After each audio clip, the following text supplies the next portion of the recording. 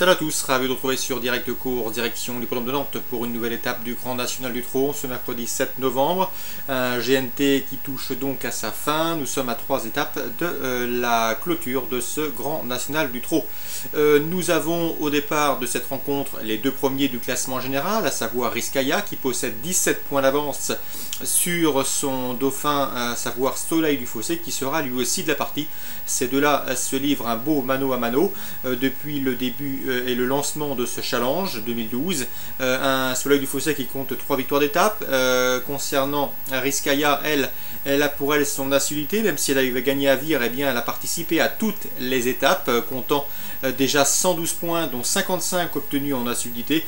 Quoi qu'il en soit, ces deux-là devraient pouvoir s'expliquer pour la victoire finale, et pourquoi pas s'expliquer une nouvelle fois ce mercredi. J'ai fait de mon préféré le 10 Soleil du Fossé.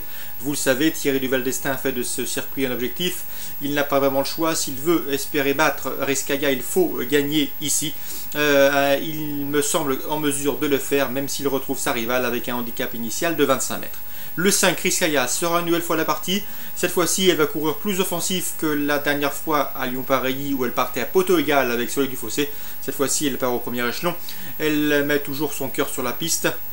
Elle semble avoir conservé une belle forme. Sachez qu'après ce GNT, eh bien, elle partira probablement poulinière, d'après ce qu'a fait savoir son entourage.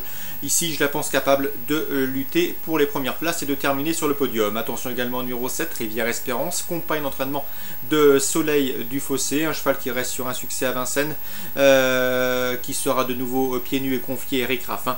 Bref, il fait partie des choix prioritaires de cette compétition. Ensuite, le numéro 2, Roxane de Baumé, attention à elle, elle n'est pas toujours très sage, restant quelque peu compliquée, mais lorsqu'elle est bien d'allure et qu'elle peut s'installer en tête de course, elle est capable de belles choses, comme elle l'a fait dernièrement à Vincennes où elle s'est imposée de bout en bout. Le 18, 3 du Lupin, cette course a pour but essentiel de le qualifier pour la finale. Sachez également que ce Roi du Lupin eh bien, doit rendre 50 mètres, quoi qu'il en soit, vu son potentiel et vu sa forme du moment. Il a parfaitement les moyens de conclure dans le quintet gagnant.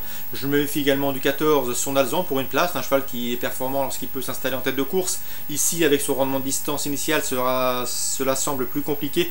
Cela dit, il retrouve des adversaires moins chevronnés que ceux qu'il a pu affronter dernièrement dans le Grand Prix du Sud-Ouest à Agen. L'occasion pour lui, eh bien, de prendre un beau chèque.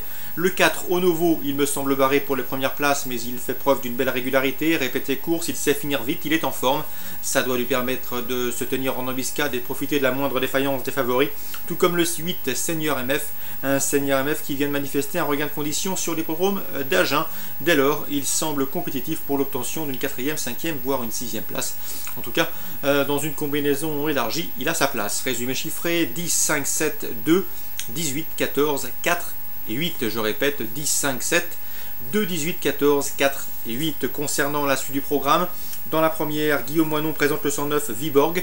C'est un cheval qu'il estime, qui répète toutes ses courses, qui est en forme. D'après lui, le cheval va bien courir. Sachez néanmoins qu'il va le courir caché afin de le préserver comme il le fait depuis le début de sa carrière. Le 109 Viborg, candidat à une place à Bellecote. Je lui préférais dans cette épreuve le 102 Vif Royal, présenté Jean-Michel Bazir. Un cheval qui effectue une rentrée, certes, il n'a pas été revu depuis cet été, date d'un succès à Vichy. Quoi qu'il en soit, si Jean-Michel Bazir se met au sulky, c'est que le cheval a suffisamment de travail pour bien faire d'emblée.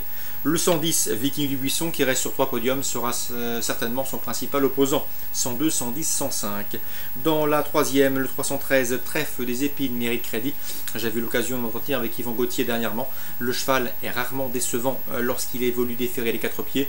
On s'attache les services d'un pilote, bref, tous les paramètres sont réunis pour qu'il joue ici les premiers rôles. Je lui ai posé le 316, Titan du Closet, un cheval dur à l'effort, capable de durcir la course au 1000 mètres, et à ce petit jeu-là, il est parfois difficile à déloger. Le 314 mérite également une mention, c'est les Twisters de Ravary, un cheval régulier. Attention également au 310, Totem d'Azur. S'il est sage, il peut parfaitement lutter avec les précédents cités. 313, 316, 14 et 10. Je termine en réunion 2 en gain pour vous dire que le 108 d'une Eo Ganacha doit être racheté. Je sais que Pascal Journac aime bien cette pouliche. Elle a débuté à Auteuil, malheureusement. Elle s'est montrée malheureuse dans le tournoi final puisqu'elle a glissé tout simplement alors qu'elle était encore dans le sillage de la future lauréate. Elle était bien en course, une chute à oublier et à effacer complètement. Ici, elle aura à cœur de remettre les pendules à l'heure et de montrer ce dont elle est capable.